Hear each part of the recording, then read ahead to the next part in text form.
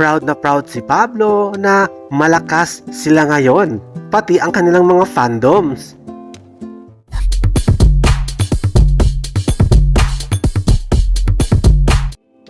Hello 18! Welcome back to my channel. Thank you for clicking this video.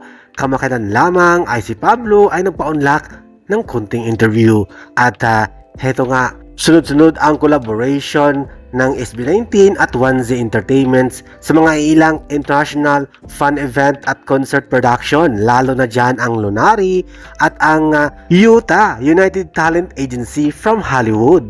Recently lamang sa interview ni Pablo ay inamin niya na lumalakas ang kanilang grupo SB19 at hindi lang yan, pati ang kanyang mga tao 1Z Entertainment at syempre ang 18 na walang sawang sumusuporta sa kanila.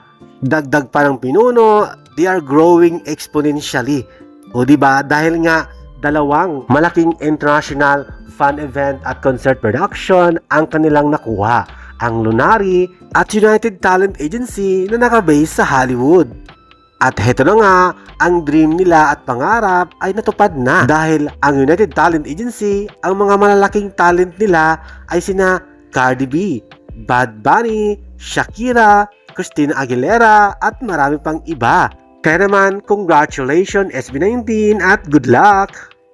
Thank you for watching, guys. See you in the next video and update. Please like and subscribe to my channel. Keep watching. God bless everyone and always remember, be yourself and be a good one.